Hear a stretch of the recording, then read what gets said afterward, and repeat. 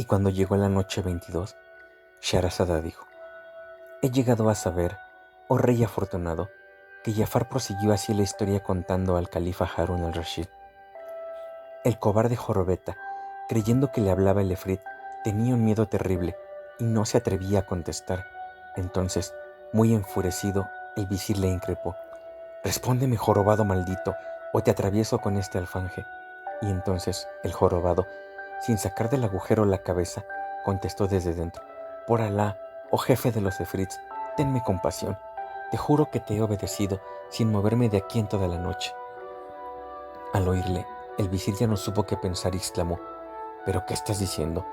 No soy ningún efrit, sino el padre de la novia. Y el jorobado, dando un gran suspiro, contestó entonces: Pues márchate de aquí, que nada tengo que ver contigo, y vete antes de que aparezca el terrible efrit arrebatador de almas. Además, te odio, porque tú tienes la culpa de todas mis desdichas al casarme con la querida de los búfalos, los asnos y los efrits. Maldito seáis tú, tu hija y todos los que obran tan mal como vosotros. Y el visir le dijo: Pero estás loco, sal de ahí para que escuche bien eso que acabas de contar. Entonces el jorobado replicó: ¿Acaso esté loco?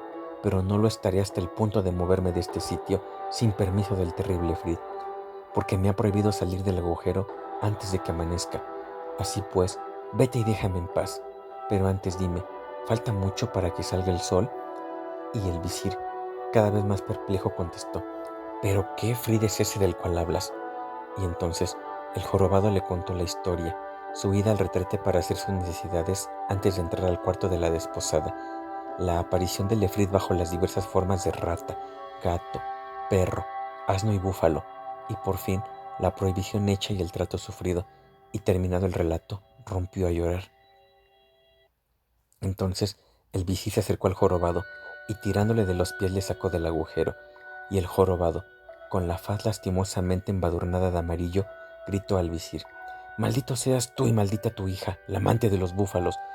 Y por temor de que se le apareciese de nuevo el efrit, echó a correr con todas sus fuerzas, dando alaridos y sin atreverse a volver la cara. Y llegó al palacio, fue a ver al sultán y le explicó su aventura con el efrit. En cuanto al visir Chamseddin, regresó como loco al aposento de su hija Sed el Hosn y le dijo: Hija mía, noto que pierdo la razón, aclárame lo sucedido. Entonces Sed el Hosn le dijo: Sabe, oh padre mío, que el joven encantador que logró los honores de la boda durmió toda la noche conmigo, gozando mis primicias, y tendré un hijo seguramente. Y en prueba de lo que hablo, ahí en la silla tiene su turbante, sus calzones en el diván y su calzoncillo en mi cama. Además, en sus calzones encontrarás algo que he escondido y que yo no pude adivinar. A estas palabras se dirigió el visir hacia la silla, cogió el turbante y le dio vueltas en todos sentidos para examinarlo bien, y luego exclamó: Es un turbante, como el de los visires de Basra y de Mosul. Después desenrolló la tela y encontró un pliego que allí estaba cosido, y se apresuró a guardarlo, y examinó luego los calzones, encontrando en ellos el bolsillo con los 1000 dinares que el judío había dado a Hassan Badreddin, y en el bolsillo había un papel donde el judío había escrito lo siguiente: Yo, comerciante de Basra, declaro haber entregado la cantidad de 1000 dinares al joven Hassan Badreddin, hijo del visir Nureddin, a quien Alá haya recibido en su misericordia, por el cargamento de la primera nave que arribe a Basra. Al leer el papel, el visir Chamseddin lanzó un grito y quedó desmayado.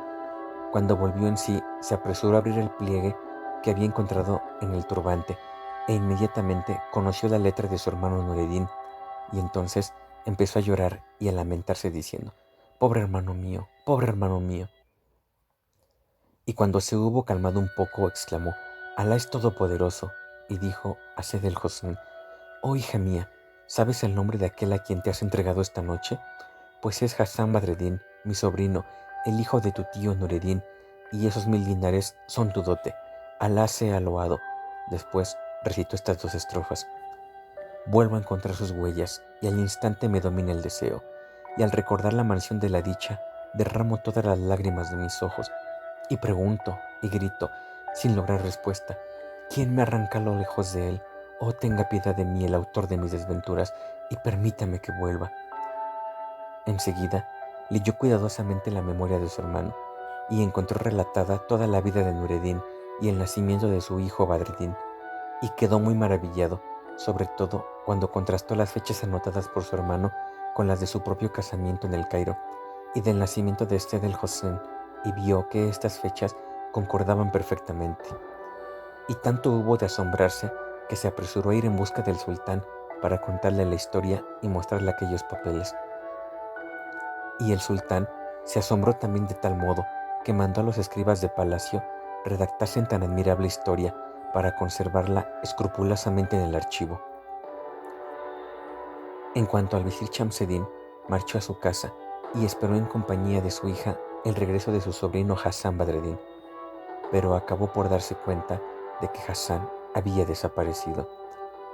Y no pudiendo explicarse la causa, se dijo: por Alá, qué aventura tan extraordinaria es esta aventura, no he conocido otra semejante. Al llegar este momento de su narración, Shahrazada vio aparecer la mañana y discreta interrumpió su relato para no cansar al sultán Shahriar, rey de las islas de la India y de la China.